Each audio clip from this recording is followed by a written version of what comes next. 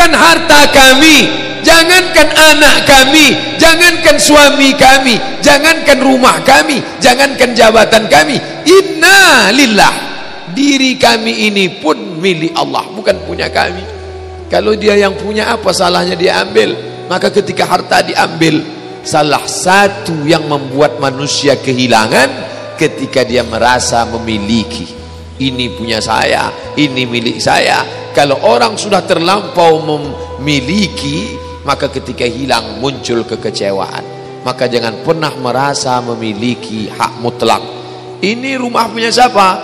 Rumah punya saya, namanya nama saya, tapi itu titipan Allah. Kapan dia mau diambil? Kalau yang menitipkan mengambil, tempat penitipan barang, kita cuma tukang jaga. Pak, titip helm ya? Ya, ini nomornya. Pak, titip mobil ya? Ya, ini parkirnya. Pak, titip HP ya? Ya, ini. Pak, titip tas ya? Ya. Kita cuma penjaga barang titipan. Lalu ketika pemiliknya mengambil, kenapa marah? Orang bukan punya kita kok. Ketika salah sangka, makanya kita ini selalu sering salah sangka. Kita sangka punya kita, padahal bukan punya kita. Makanya ujung surat Al-Baqarah, baca setiap hari. Asar dibaca sekali, subuh dibaca sekali dalam maksurat. Lillahi ma fis samawati wa ma fil ard. Itu bukan mantra. Orang baca cepat karena ingin mau baca cepat maksurat. Lillahi ma fis samawati wa ma fil ard wa in tubdu ma fi anfusikum aw tukhfuhu fayaghfiru liman yasha. Itu bukan mantra. Kita sedang diingatkan pagi sekali, sore sekali. Lillahi ma fis samawati wa ma fil ard. Apa yang di langit, apa yang di bumi, lillah, bukan punya kamu. Kenapa? Kalau sampai kita katakan punya kita, lalu ketika dia hilang, kita stres, kita depresi. Orang yang kehilangan anak, dia tidak sedih. Kenapa? Karena itu pergi duluan, nanti dia akan menyusul belakangan. Suami kehilangan istri, dia tak sedih. Kenapa? Karena sudah dibawanya ganti yang baru, Pak Ustadz. Bukan, dia tak sedih. Kenapa? Karena dia tahu nanti saya akan berjumpa dengan dia di tempat yang lebih kekal abadi. Sekarang kalau saya hidup sama-sama dia, dia tua, dia keriput, dia sakit, dia mati. Nanti saya berjumpa lagi dengan dia di mana? Di tempat kekal abadi yang tak pernah sakit, tak pernah mati. La yadkhulul jannata ajuzun. Nenek-nenek tak masuk surga. Menangislah si nenek tadi begitu jumpa dengan Nabi. Kamu kenapa nangis? Kata Nabi, ya Rasulullah, aku tersinggung ucapanmu. Kau bilang nenek-nenek tak masuk surga. Kata Nabi, memang tak ada orang tua di surga. Kalau begitu aku tak masuk surga. Kamu masuk terus. Nanti kamu masuk, kamu jadi muda lagi. Orang di surga itu umurnya 30, 33, 30, 31, 32, 33. Kenapa umur itu? Kalau nenek-nenek masuk surga, di dalam surga banyak kenikmatan. Sedang di surga, di dunia aja tak bisa. Pergi hari raya ke rumah orang, makanannya kacang taujin. Umur 70 mau makan apa? Makanya orang masuk surga itu umur 30, 31, 32, 33. Kenapa? Itulah usia yang bisa menikmati. Oh, jadi maknanya bukan orang tua tak masuk surga. Jadi ketika orang melihat pasangan saya mendahului saya, karena Allah lebih sayang, dia pergi ke tempat yang lebih sayang daripada kita. Orang menangis tak berhenti, dia menganggap dia pergi, oh dimakan cacing tanah dia. Padahal dia sudah pergi ke tempat yang lebih sayang daripada kita. Kita sayang, tapi sayang kita temporer. Ibu sayang pada anaknya, berapa jam dia bisa sayang? Pergi dia bekerja, dia tinggalkan. Pulang dia bekerja, dia tidur, dia lupa. Berapa banyak anak-anak masuk ke tempat air panas gara-gara orang tua lupa menjaga, teledor. Berapa banyak anak yang jatuh cacat, orang tua yang katanya sayang, tapi sayangnya itu terbatas. Dia sudah pergi ke tempat yang dia lebih sayang. Siapa dia? Bismillahirrahmanirrahim. Dengan nama Allah yang Maha Pengasih lagi Maha Penyayang. Maka ketika ujian itu datang, ayat ini hilang. Saat ujian itu datang, ayat yang dikaji malam ini, hadis yang dikaji malam ini hilang, terbang, melayang, tak berkesan. Ada orang lain yang mengingatkan. Tadi pagi saya takziah, wajah sahabat saya ini ustad, tapi tadi wajahnya lusuh. Turun, nampak dia sedang bersusah hati, maknya meninggal dunia.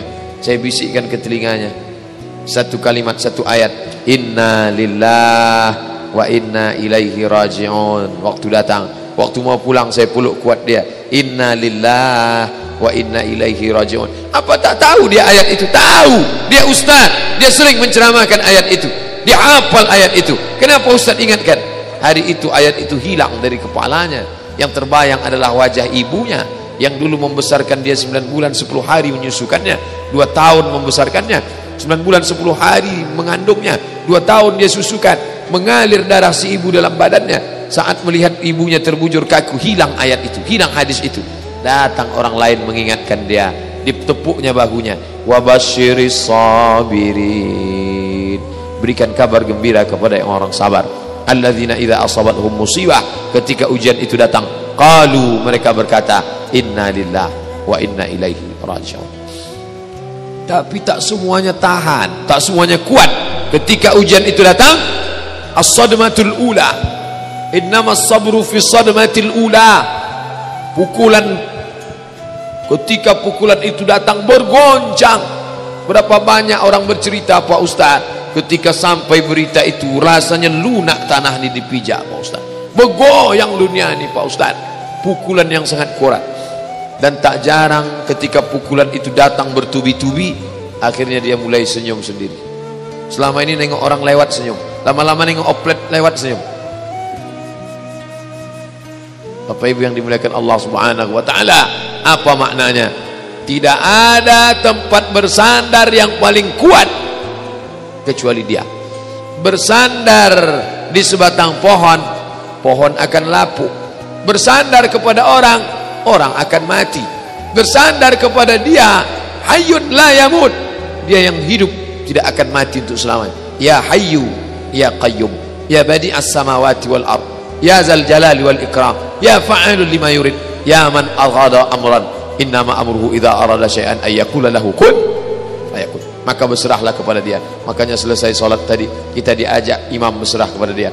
La ilaha illallah wahdahu la syarikalah, lahul mulku wa lahul hamdu yuhyi wa yumiit.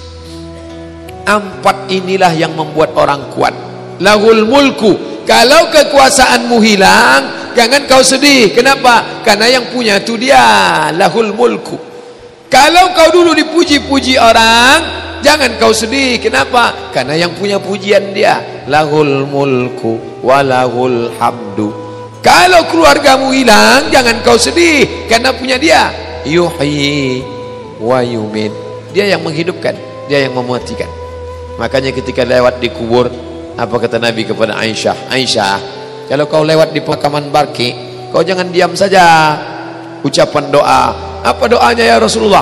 Assalamualaikum ya ahlad diyar minal mu'minin. Semoga Allah mencurahkan keselamatan kalian wahai penghuni. Wa inna insyaallahu bikum lahiqun. Insyaallah kami menyusul kamu. Lihat ucapannya. Tidak dikatakan kami masih hidup, kalian sudah mati. Tidak. Tapi ucapannya adalah kami akan menyusul kamu. Kebetulan kamu duluan, kami belakangan. Kenapa kalian duluan? Kenapa kami belakangan? Kami dibuat belakangan karena Allah masih ingin kami beramal. Kalian dibuat duluan supaya kalian beristirahat dari dosa. Orang beriman itu cuma 2 saja. Kalau umurnya panjang, amalnya banyak. Kalau umurnya pendek, dosanya berkurang. Orang kafir bersedih kalau dia mati, ini belum selesai, proyek ini belum selesai. Orang beriman tak sedih. Kenapa? Akan dilanjutkan orang lain. Kalau Abdul Somad mati malam ini, sedihkah dia ada hadis yang belum sampai? Sedihkah dia ayat yang belum sampai? Tidak. Kenapa? Akan dilanjutkan oleh Fodamara, akan dilanjutkan oleh FSRMM, akan dilanjutkan oleh anak-anak muda. Satu meninggal, 1000 anak muda akan melanjutkan. Apa yang dia sedihkan?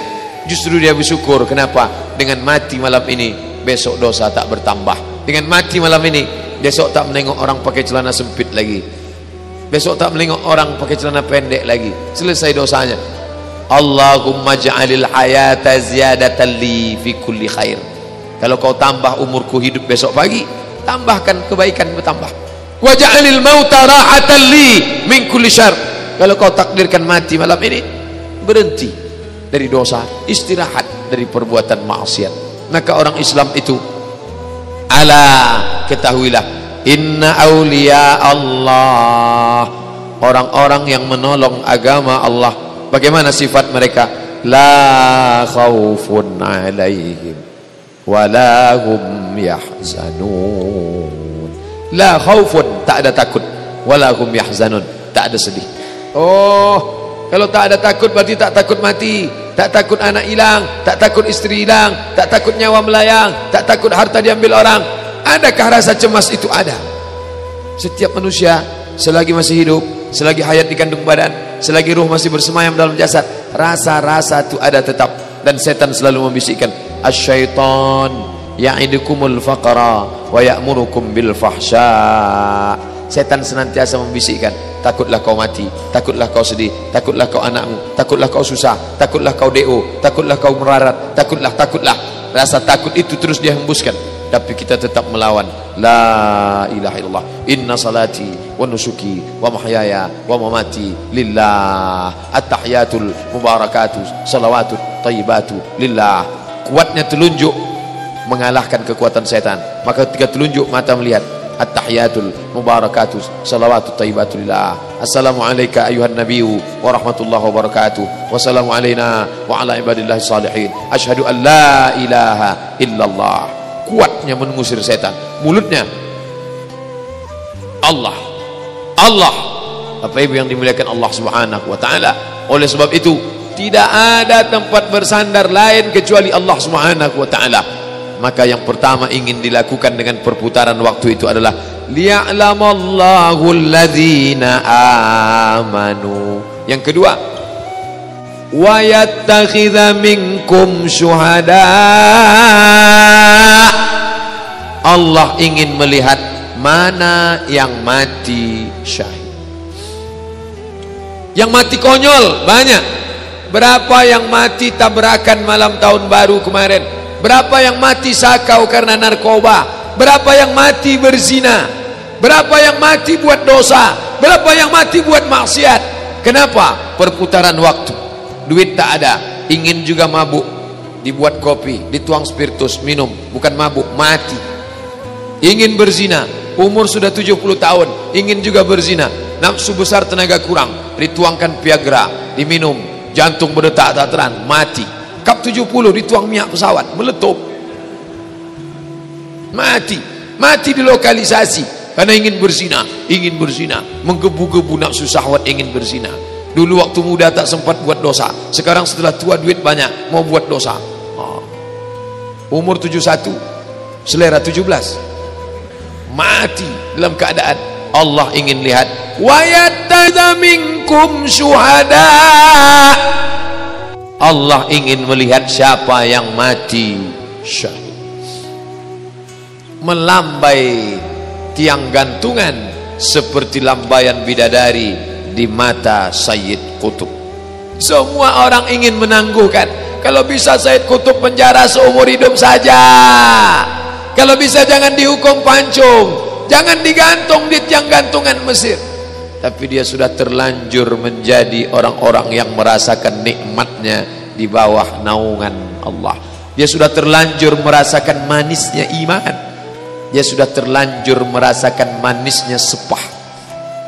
Anak muda sekarang kalau dikasih dia daun sirih, dikasih ujungnya itu kapur, diletakkan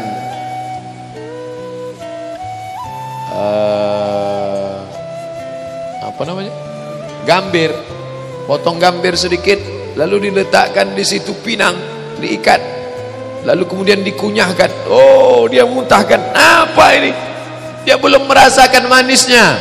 Tapi nenek-neneknya yang tua, orang-orang Melayu lama yang giginya hitam karena makan itu, kalau tak kena itu satu hari habis manis, sepah dibuang. Bagi yang tak merasakan manisnya, bagi yang sudah merasakan, begitu dia telan, sama sepah-sepahnya dia telan sama sekali.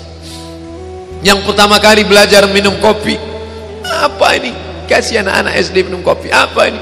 Tapi bagi yang sudah, kalau tak ada kopi tak keluar ilmu. Bertamu, mana kopi? Mana? Untung saya tak candu kopi. Kalau sempat saya candu kopi, ini aqua tak jalan.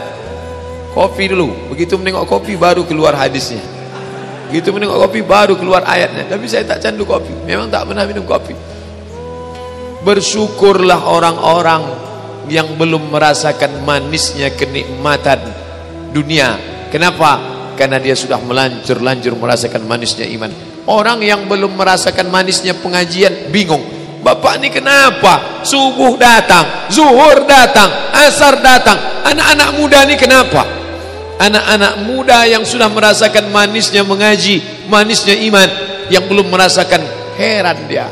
Orang-orang yang sudah merasakan manisnya sepeda ontel, kita yang tak paham heran.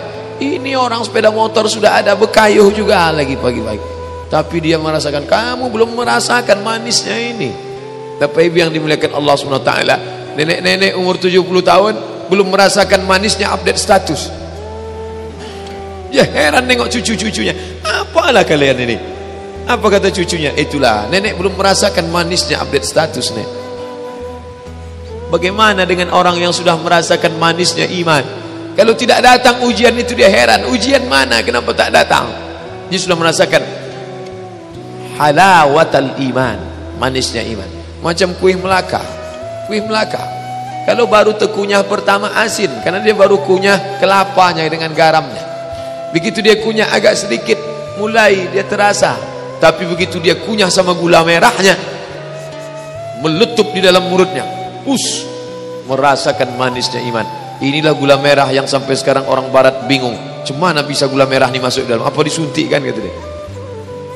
Tapi yang dimuliakan Allah Subhanahu wa taala, merasakan manisnya iman. Sayyid Qutb merasakan manisnya iman, mati di tiang gantungan. Umar Mukhtar merasakan manisnya iman, mati di tiang gantungan.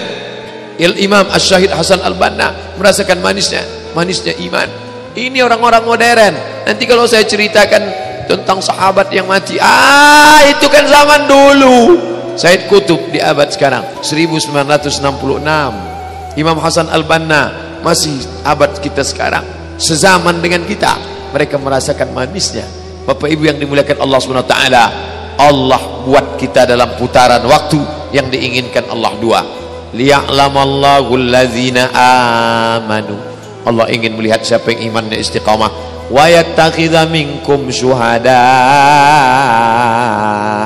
Ingin melihat siapa yang mati syahid. Nah, setelah nampak ini yang beriman, ini yang kafir, ini yang mati syahid, ini yang mati konyol, lalu yang beriman tadi. Ini seleksi pertama, seleksi beriman. Ternyata di antara yang sama beriman ini ada lagi yang diangkat. Waliyumahhisallahu alladzina amanu. Disaring lagi. Saringan pertama lolos, saringan kedua lolos, saringan ketiga lolos. Makin kuat saringan, makin hebat, makin kuat, makin kencang. Siapa yang paling kuat? Ujian anggota KPK. Saringan pertama, saringan kedua, saringan kedua.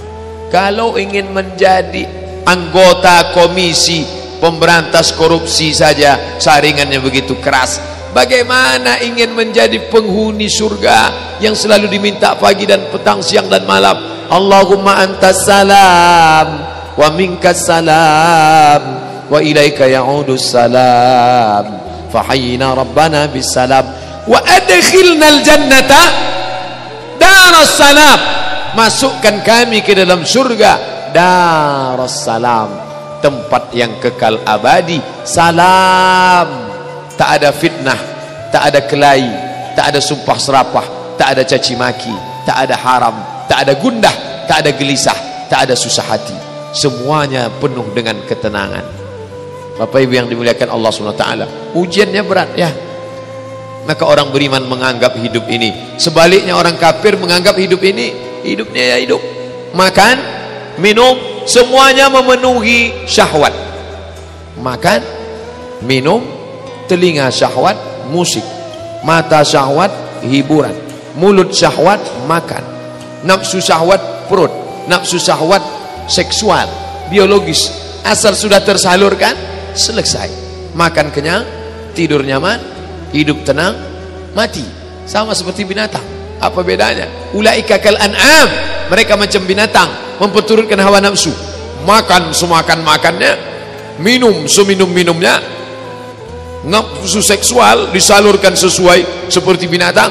Habis itu tua, sakit, mati, selesai. Apa bedanya dengan kucing kurap yang mati ditabrak mobil? Apa bedanya dengan anjing? Apa bedanya dengan binatang? Tak ada beda dengan binatang, bahkan mereka lebih hina dari binatang. Maka Allah katakan ulaika kal an'am, mereka seperti binatang, balhum adal, bahkan lebih hina daripada binatang. Bapak Ibu yang dimuliakan Allah Subhanahu wa taala, tapi tak banyak yang memahami hakikat hidup manusia ini kecuali orang-orang illalladzina amanu wa amilus salihat. Orang-orang yang beriman, buah daripada imannya itu adalah amal saleh. Tapi dia tak stabil, dia kadang bergoncang, dia kadang naik, dia kadang turun. Yazid wa yanqus, yazidu bit ta'ah, bertambah dengan ketaatan, wa yanqusu bil ma'siyah, dia berkurang dengan kemaksiatan. Oleh sebab itu kita senantiasa menjaga dalam bentuk forum silaturahim, menjaga dalam bentuk kajian ilmiah, menjaga dalam bentuk pengajian baca Quran, menjaga dalam bentuk pengajian Maulidur Rasul, menjaga dalam bentuk pengajian rutin arisan keluarga. Itu tak lain tak bukan adalah tawasau bil haq, tawasau bis sabr.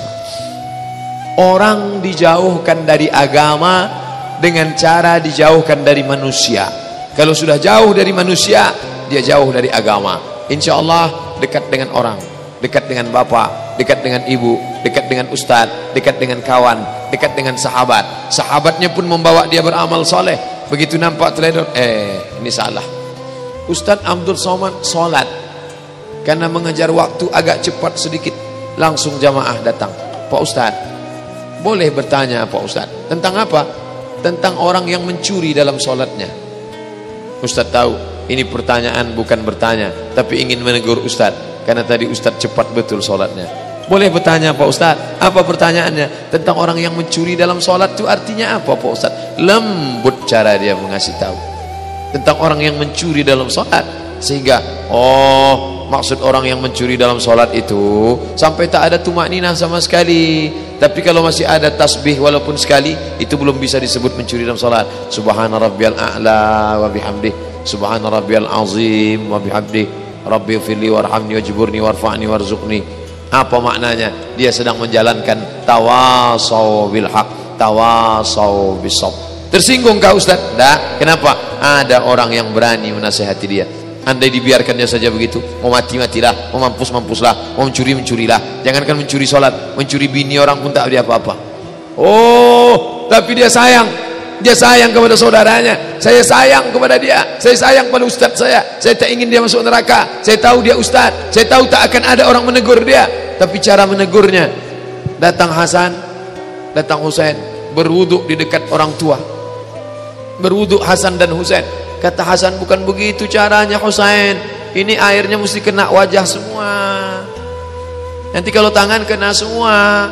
Orang tua yang berada di sebelah tadi menengok, begitu ya cara wuduk yang benar. Orang tua tak mau dinasihati anak-anak. Coba kalau dia kasih tahu, Pak tua, cara wuduknya salah, kamu belum lahir saya sudah wuduk. Tapi mereka anak kecil yang bijaksana. Betul kata Nabi, innal Hasan wal Husain sayyida syababi ahlil jannah. Mereka dua adalah penghuni surga. Mereka pemimpin pemuda penghuni surga. Santun cara mereka memberitahu, bukan dikasih tahunya, Pak tua, salah wuduknya, wajah tidak sah, batil, masuk neraka, sesat, bid'ah. Tak begitu. Bapak Ibu yang dimuliakan Allah Subhanahu wa taala, sadarlah si orang tua tadi.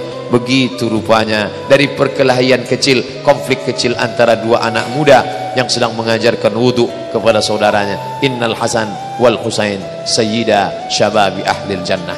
Bapak Ibu yang dimuliakan Allah Subhanahu wa taala, orang tua tidak pernah melihat anak muda itu tua.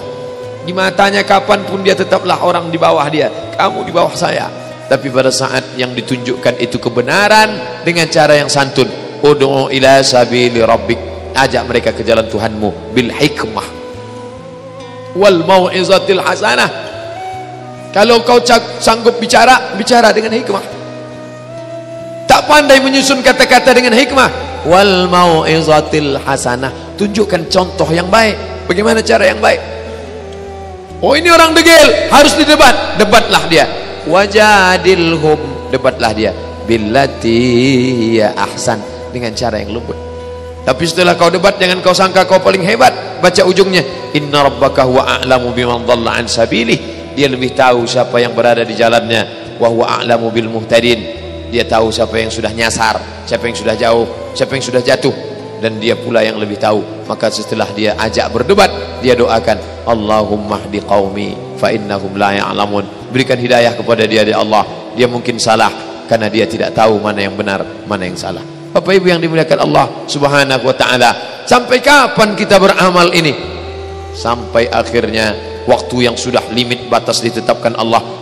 Iza jaa